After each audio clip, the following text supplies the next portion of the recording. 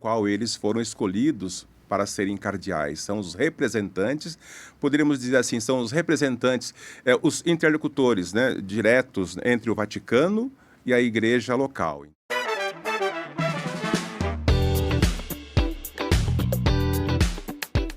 Olá, pessoal, e hoje estamos aqui em mais um podcast Visão, recebendo o Elson, diácono Elson.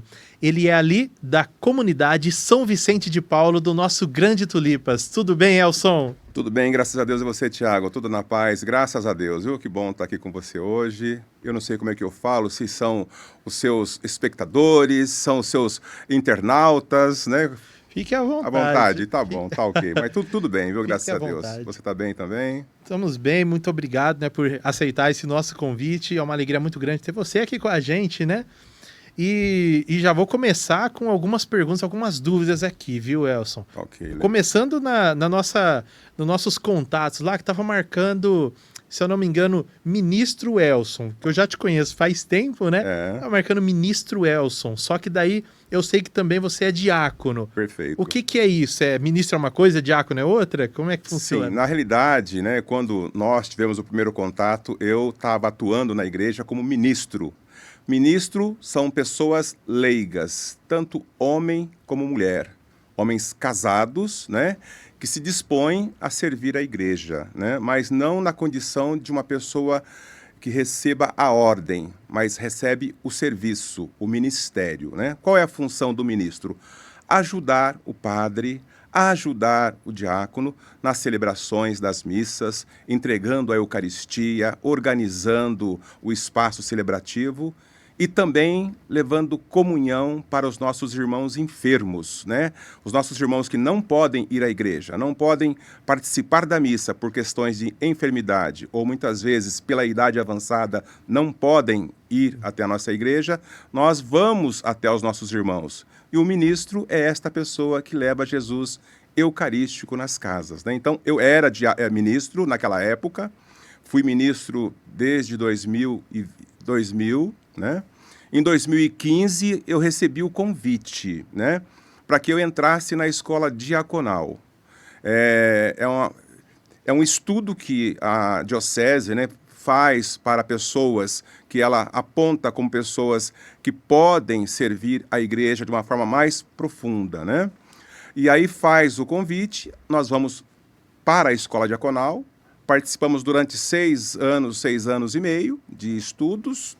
Após isto, sendo aprovado, né, pela diocese, pelo corpo docente da diocese, nós somos ordenados diácono da Igreja Católica. Deixamos de ser leigos e começamos a participar do clero da diocese de Jundiaí. Nossa, então eu era ministro e agora hoje eu sou diácono. É bem profundo, Elson. Eu não sabia disso. 6 anos e meio somente de estudo. Foram 6 anos, divide-se em 4 anos, a gente estudando teologia, né? Depois também 2 anos e meio a vida pastoral, né? Um trabalho da escola diaconal que a diocese tem, né?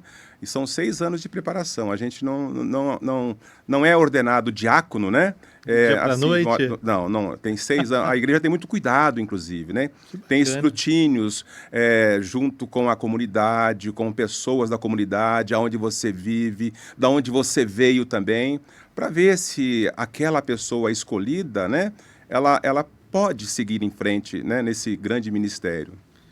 Eu até esqueci aqui, né? Eu gostaria que você mencionasse também, mandar um abraço para o padre João Luiz, que com certeza fez essa permissão que você pudesse estar aqui, né, com a gente. Eu consultei o nosso pároco, né? Ele, como pároco, ele tem a função de administrar, né? Tanto administrar a questão jurídica da igreja, né? Porque a igreja tem funcionários, né? Tem as estruturas, tem custos, tem receitas, enfim. Ele é o administrador da paróquia e também é o nosso pastor, na verdade. Então, nós estamos a serviço, eu como como participante do clero, como diácono, eu devo obediência ao meu pároco, né? Todos nós, devemos obediência ao nosso pároco. E eu consultei, né, porque você tinha esse projeto, né, dessa entrevista, e ele deu ok, né? Ele não pôde, eu acho que você até tinha feito o convite. Ele está com muitos compromissos, você viu a agenda dele, né? Inclusive, Bem cheia, realmente é né? difícil, é muito cheia, né? Então, ele me autorizou e eu estou aqui com você nesta noite aí para a gente poder participar desse momento. Entendi, Elson. Conta um pouquinho pra gente. Como que é dividido? Porque tem a parte da paróquia que fica ali no Engordadouro, é Ok, isso? ok. E ela administra outras? Na realidade, nós estamos, toda a Igreja Católica, ela está em comunhão com a Santa Sé, né? Com o Vaticano.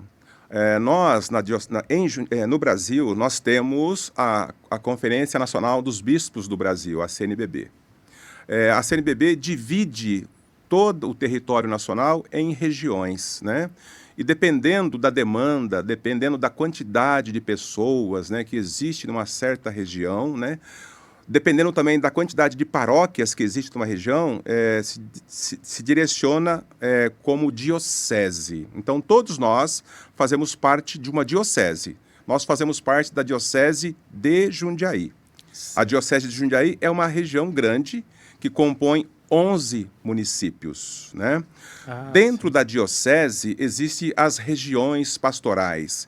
E dentro das regiões pastorais tem as regiões territoriais, né? Que nós chamamos de paróquia. Então, a paróquia é um território, né? Na região de Jundiaí. Então, a região nossa lá é uma paróquia. Dentro da paróquia, nós temos a matriz, a paróquia mãe nossa, que é a matriz, né? Onde é a sede do nosso pároco, o padre João Luiz. E por ser uma região grande, por exemplo, você conhece muito bem a região nossa, o Engordadouro, o bairro do Tulipas, é uma região muito grande. Então tem a paróquia matriz e tem as comunidades, são as igrejas menores, como nós dissemos, né? Igrejas menores que estão ligadas à paróquia matriz, né? Então é assim que funciona. Lá no Tulipas nós temos a comunidade São Vicente de Paulo, que é a comunidade que atende toda aquela região nossa ali. Mas na paróquia existem 5 comunidades no total. Então, a paróquia tem a matriz, que é a sede, né? Temos também a capela Engordadouro de Baixo, perto do campo ali embaixo, você conhece ali. Bom, enfim. Temos também a São João Paulo II, né, que fica na Santa Giovana, naquela região da Santa Giovana. Temos a comunidade de São Vicente, que eu estou falando, inclusive a qual eu participo. A comunidade de Santa Clara, né, que é uma comunidade que fica na Água Doce, ali naquela região, né? Então, são essas as comunidades que compõem a nossa paróquia. Entendi. Agora estou podendo compreender um pouquinho mais, que eu não tinha esse conhecimento. E na paróquia nós temos o pároco, que é o responsável. Temos o vigário paroquial, né, que é o padre também, mas está auxiliando o pároco. Então, o vigário paroquial é um sacerdote, é um padre que está auxiliando o pároco. E o diácono, né, no caso, na nossa paróquia, temos 2 diáconos. Nós não somos diáconos de uma comunidade. Nós somos diáconos da paróquia. Então, nós servimos a paróquia como um todo, né? Tem o diácono Lino, e tem eu, né, diácono Elson, e temos o diácono Osmar, que já está licenciado, né, pela idade, está com 84 anos de idade já. Que bacana, Elson. Então, da paróquia, as comunidades ali, né, são ligadas a ela. E você até veio falando de alguma hierarquia.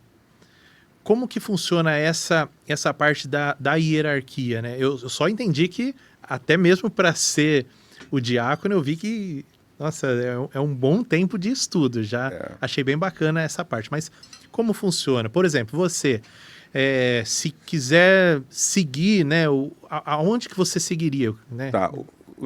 No caso do diaconato, que é o meu caso, nós chamamos de diácono permanente. Eu serei sempre diácono permanente. Eu fui preparado para isto. Ah, entendi. Por quê? A minha condição sou casado, na verdade, sou casado, tenho a minha esposa, né, a Tereza, tenho 4 filhos e estou a serviço da igreja. Então eu fui escolhido entre o povo da igreja, do povo de Deus lá da Tulipas, para servir a igreja de uma maneira mais específica, né? Então, eu, como diácono, eu sou diácono permanente. Mas nós temos os nossos sacerdotes, os nossos padres, que passam também por um estudo muito maior, é lógico, né? São 11 anos de estudos, de Nossa. preparação, né?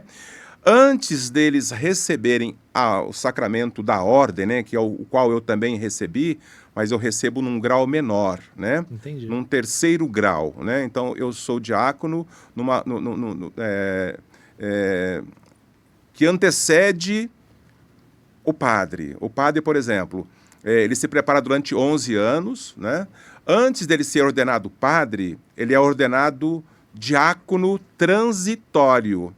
Ele é ordenado diácono por um tempo estipulado pela diocese, no caso nosso aqui, entre 6 e 8 meses, aonde ele é chamado a fazer trabalhos pastorais numa certa paróquia, indicada pelo bispo, porque tanto o diácono como o sacerdote, o padre, nós estamos em comunhão plena com o nosso bispo Dom Arnaldo, né? Então, tem as definições para onde este diácono vai servir, para onde este sacerdote vai servir.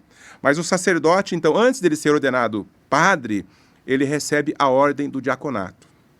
Passa por um período e aí sim, ele recebe a ordem presbiterial. Então, deixa eu ver se eu entendi um pouquinho aqui, Elson. Ele faz esse estudo mais profundo. Não menos do que 11 anos. Não menos que 11 anos. Mesmo após isso, vamos dizer assim, até usando nas minhas palavras, tá? Eu sei que não é essa palavra que você usou, mas é como se fosse um estágio para ser um padre. É isso?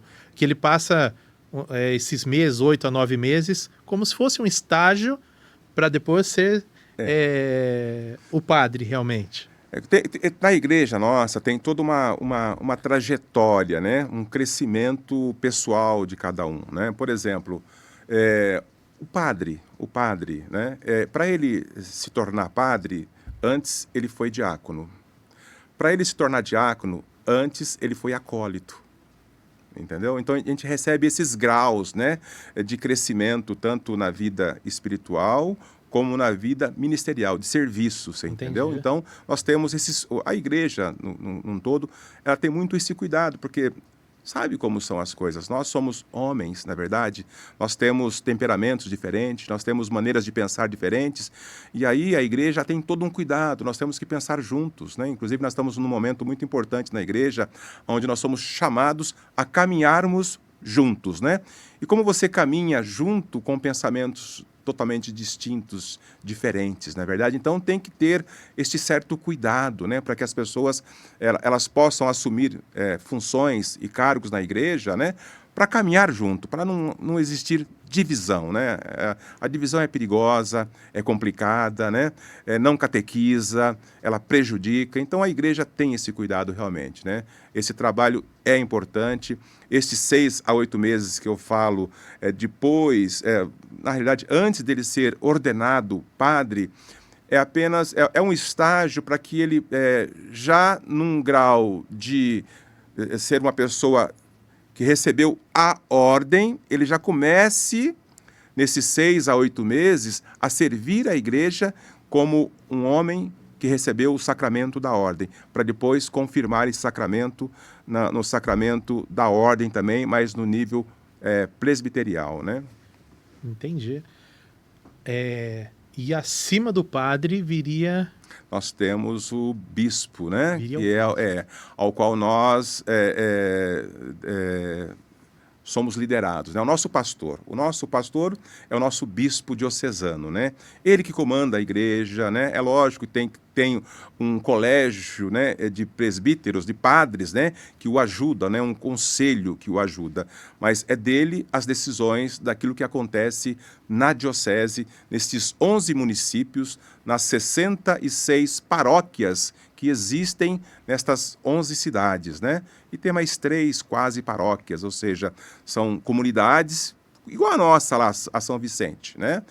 É uma comunidade de porte, na realidade, né? É uma comunidade que agrada, inclusive, os bispos que nos visitam lá, porque vê o tamanho, vê a quantidade de pessoas, vê a estrutura, né? Vê o carisma da comunidade, da forma de celebrar e de viver a fé, entendeu? Então, a nossa comunidade, por exemplo, ela poderia futuramente caminhar para uma paróquia. Antes de se tornar paróquia, ela é uma quase paróquia, ou seja, começa a se estruturar para que ela se torne uma paróquia. E tudo isto está sobre a coordenação, a administração do bispo diocesano, o qual nós somos obedientes, né? Devemos a obediência.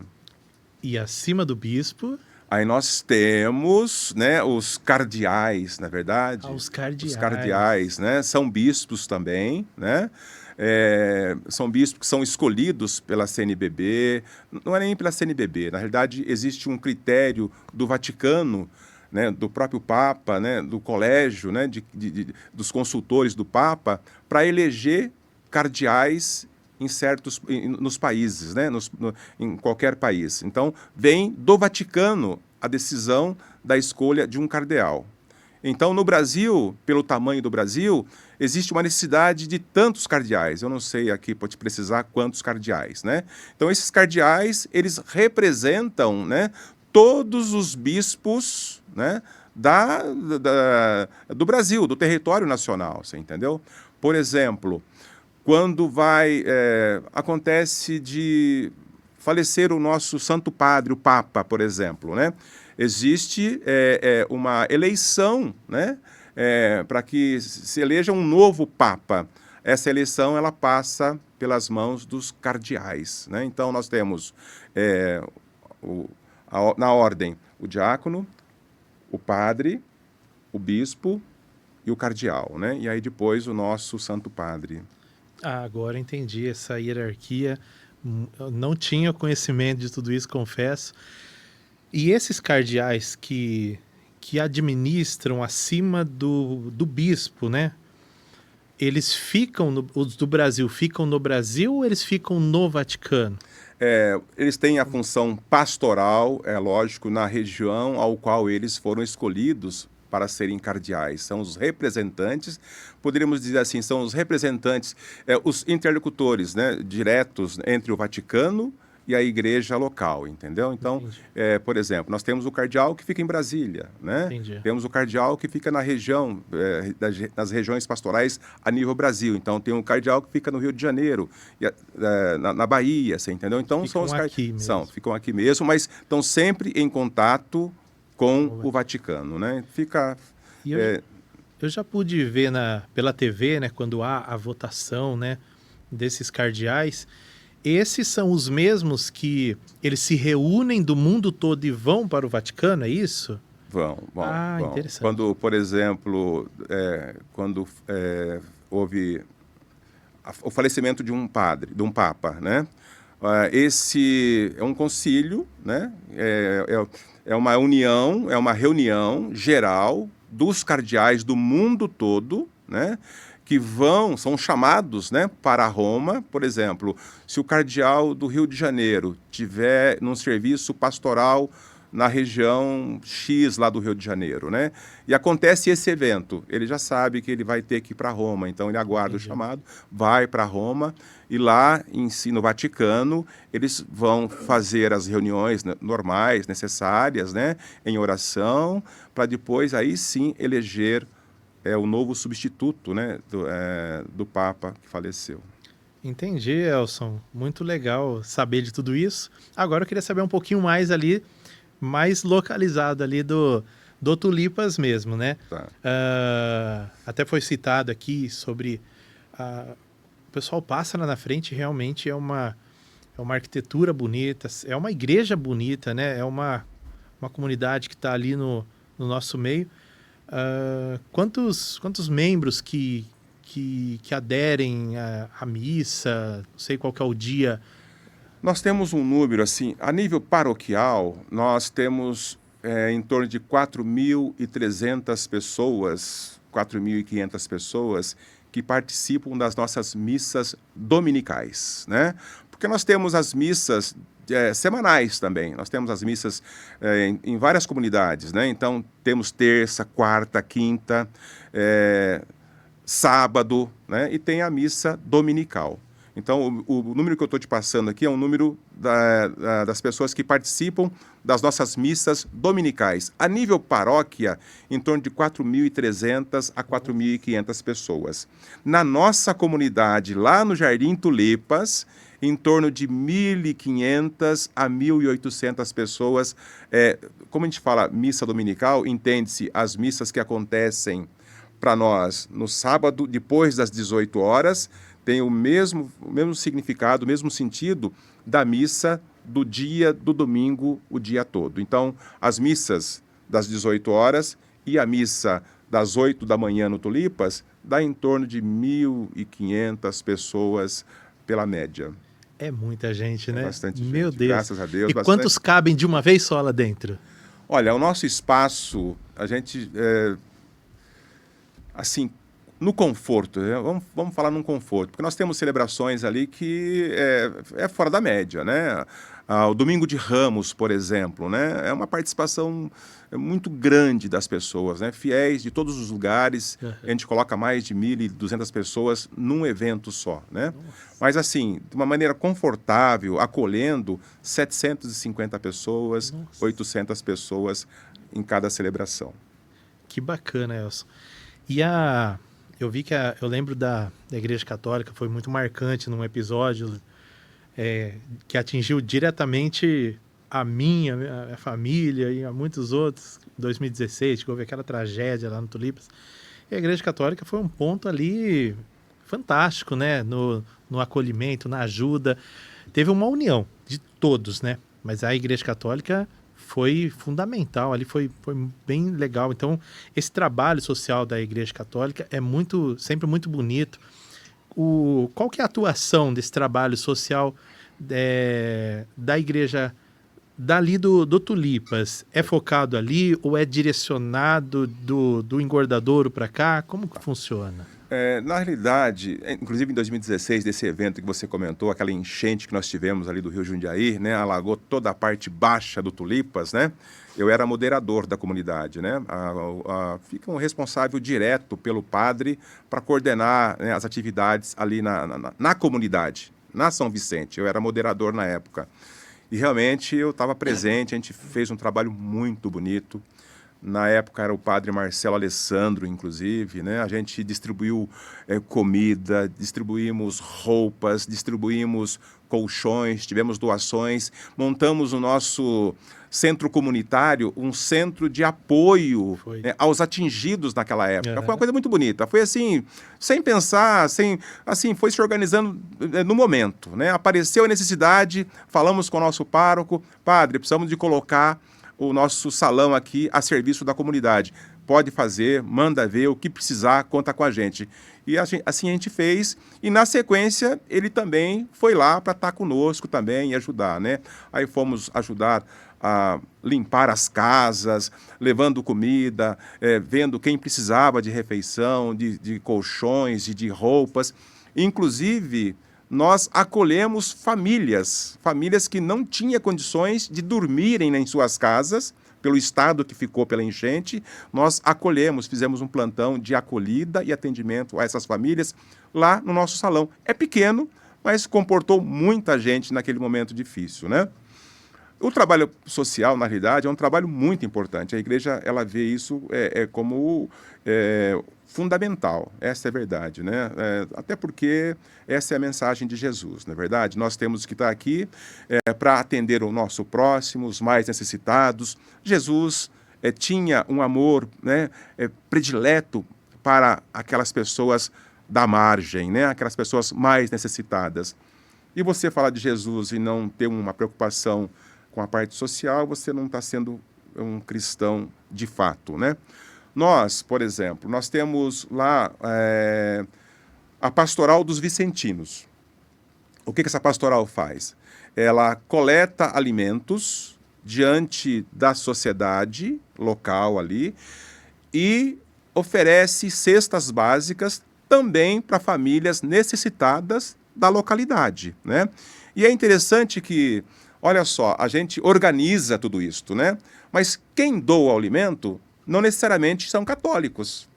Porque hoje sim a gente está conseguindo trazer os alimentos, nós chamamos de, inclusive foi trazido pelo nosso padre João Luiz, que é o nosso pároco agora, nós chamamos de missas das mãos cheias, né? Uma missa específica do mês, né? As pessoas, né, os fiéis são convidados a trazer 1 quilo, o que quiser, como alimento para doação para essas famílias. Mas até então, a gente saía de rua em rua, de casa em casa, e você não vai perguntar se a pessoa é católica ou não para poder oferecer. Todo mundo ajudava, né? E também, essas cestas, nós não entregamos, nós não vamos fazer um cadastro, porque tem que ser feito um cadastro para ter um controle, é lógico, né? Mas você não pergunta se a pessoa é católica ou não para que ela receba aquela cesta básica, né? Então, a gente faz esse trabalho independente da religião da pessoa. É um trabalho bonito. Nós entregamos, aí já a nível paroquial, em torno de 90 cesta básica por mês, né? Então, é um trabalho que atende muita gente, que muitas vezes espera o dia de receber aquela cesta básica para ter o mínimo necessário no seu lar, na sua casa, para o sustento para os seus filhos. Nós temos também a Pastoral da Saúde, que também tem a mesma dinâmica. A gente procura atender as pessoas necessitadas na questão da saúde. Pessoa que está enferma, doente, precisa de um auxílio, de uma ajuda, de uma orientação, né? É um trabalho social muito bonito, que aí sim os ministros, que como eu era ministro, né, quando nós começamos a ter o contato, eu era ministro, nós temos essa função de articular, de organizar tudo, né, em comunhão com o nosso pároco, é lógico, né? As mestras, as diretrizes, é ele que nos passa. Mas a atuação é os ministros e os agentes das pastorais da saúde, né? O que eles fazem? Visitam as casas, vê necessidades, muitas vezes a pessoa precisa de uma cadeira de roda, então a gente tem lá na igreja, a gente fornece cadeiras de roda, muleta, bengala, cama hospitalar, muitas vezes, né? Pessoas que não têm condições, têm dificuldade de conseguir, então a gente fornece, tendo, é lógico, né? Porque nós temos um limite também. O que nós temos, nós recebemos, essa é a verdade, né? Nós recebemos, administramos e colocamos a serviço de quem precisa, né? Então, é a Pastoral da Saúde, que é muito bonito esse trabalho também. Tem a Pastoral do Menor, que acolhe menores, né, crianças e adolescentes, né, onde a gente tem oficinas, né, e trabalhamos na questão de dar alguma atividade, reforço escolar, Olha, viver legal. em comunhão, né? Então é um trabalho muito bonito também que a Igreja Católica tem feito, tem prestado para quem necessita na região. Que bacana essa. Bom demais, né? Saber de tudo isso, conhecer um pouquinho mais. E gostaria agora que você deixasse um recado aos tulipenses, né? Tá. Seja um convite, seja uma apresentação, seja o que você quiser, pode falar ali naquela lente bonita. Ai, que maravilha. Eu não gosto muito de televisão, não, de câmera, mas enfim, eu fico feliz realmente de estar podendo estar falando um pouquinho da igreja, né? Da Igreja Católica, ao qual eu fui criado, recebi isso da minha mãe com muito carinho, minha mãe, inclusive, que faleceu há pouco tempo atrás, né? Ela com 93 anos de idade, mas tinha uma devoção muito grande, né? Então, ela ensinou muito para a gente, né? E nós vemos hoje muitas famílias, né? Muitas famílias sendo atingidas, né? Por aquilo que a mídia, no geral, né? Está trazendo para nós, não é verdade? Está muito fácil você ter acesso a informações do mundo inteiro, né? Aqui, ó, no celular, né? A televisão, que faz parte do nosso dia a dia, é verdade, né? Nos ensina muitas coisas boas, mas, enfim, ensina também muitas coisas ruins, né? E a igreja, ela nos ensina a ter discernimento, né? Dentro da palavra de Deus, avaliando aquilo que existe na realidade com aquilo que Deus quer. Então, eu faço um convite, né? Se aproxime. Se você está distante de Deus, se você está distante da palavra de Deus, se aproxime da palavra de Deus, se aproxime da igreja. Ela quer te ajudar, ela quer te orientar para que você seja uma pessoa e uma família melhor dentro da sociedade ao qual você vive. Nós, na nossa comunidade, na nossa paróquia, nós temos as santas missas, né? Como eu falei, de terça a domingo, né? Lá, mais especificamente na nossa região, que é o Tulipas, nós temos as missas, né? Toda quarta-feira, às 19h30, né? Nós temos também a Santa Missa às 18h30 ao sábado e aos domingos, às 8h da manhã. Na nossa matriz, ali no Engordadouro, nós temos missa toda terça-feira às 19h30, nós temos todo sábado às 18h e todo domingo às 10h da manhã. E temos outros horários também nas comunidades menores, mais vizinhas nossas.